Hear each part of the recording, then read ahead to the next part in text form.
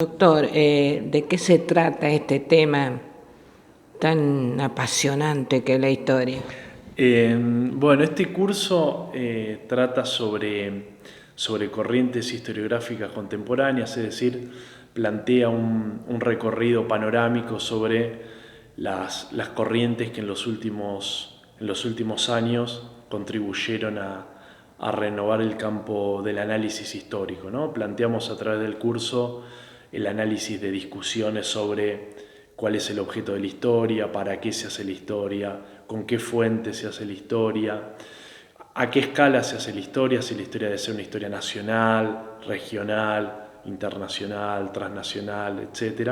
Por lo tanto, la idea es brindarle a los alumnos y a las alumnas herramientas teóricas y metodológicas para que puedan reflexionar sobre su investigación histórica y en la medida de lo posible que puedan incorporar estas nuevas reflexiones a sus trabajos, a sus tesis, a sus artículos, a las ponencias que escriban.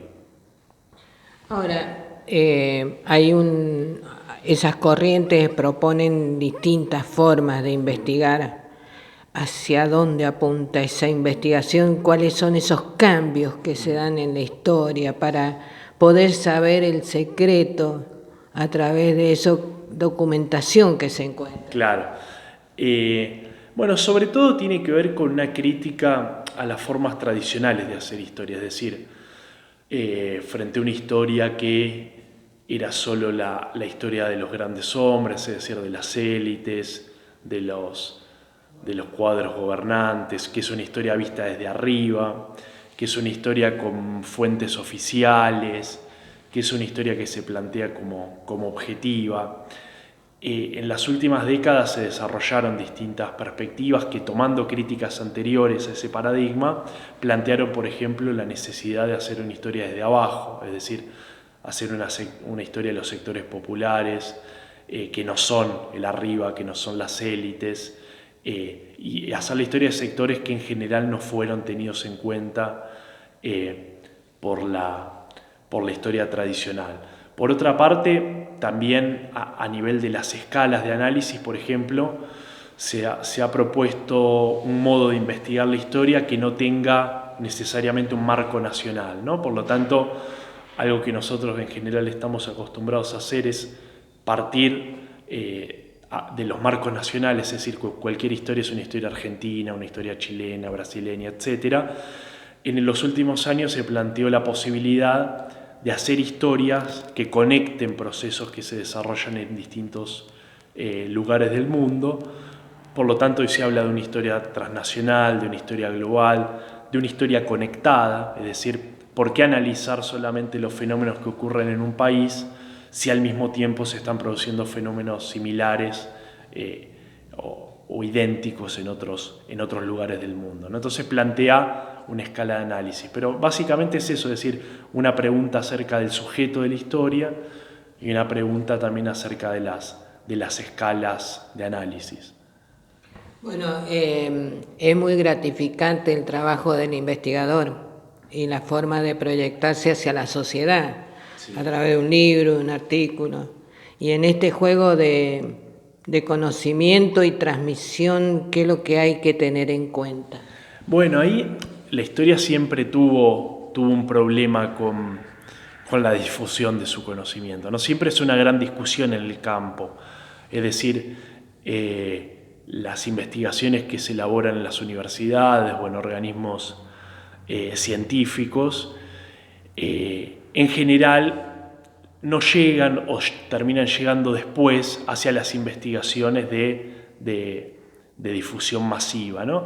Yo creo que también hay otras formas en las cuales la investigación académica tiene impacto, por ejemplo, las nuevas perspectivas de análisis, como las que mencionaba anteriormente, que son novedosas, poco a poco se están integrando, por ejemplo, a los contenidos curriculares de la enseñanza, ¿no? Por lo tanto, hoy la historia que se enseña en las escuelas incorpora progresivamente estas dimensiones, es decir, nosotros estamos acostumbrados a una enseñanza de la historia escolar, en este sentido acontecimental, de los grandes hombres, de fechas, de nombres, y poco a poco la enseñanza empieza a incorporar otras perspectivas de análisis, que son perspectivas a largo plazo, no centradas en personas célebres, sino más bien en colectivos sociales.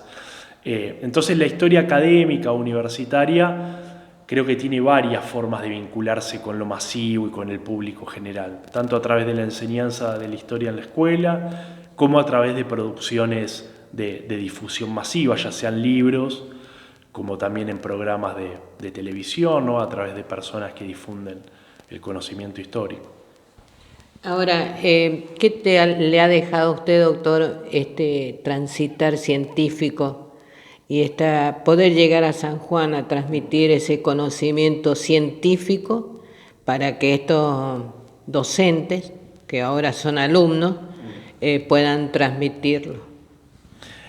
Bueno, siempre el contacto con alumnos y alumnas es muy interesante. En el caso de esta visita, bueno, siempre hay un plus porque, bueno, es un espacio que no es en el cual yo trabajo, por lo tanto hay otras experiencias profesionales y también hay otras reflexiones acerca de los objetos de estudio, ¿no? Me encontré con investigaciones que trabajan sobre este espacio, que lo trabajan en espacio regional, que tratan de pensar las relaciones entre los procesos de este espacio y el espacio metropolitano, es decir, el de Buenos Aires, pero en general la mayoría de los alumnos y alumnas están muy interesados en las temáticas, traen sus propios objetos para discutir, es decir, tratan de pensar en qué medida estas corrientes de análisis pueden ser productivas para sus investigaciones, y creo que lo más interesante que se da es una dinámica de trabajo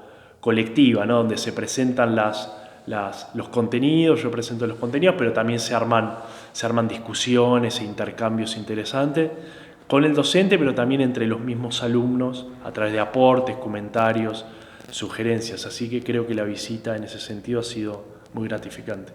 Doctor, muchas gracias por sus aportes.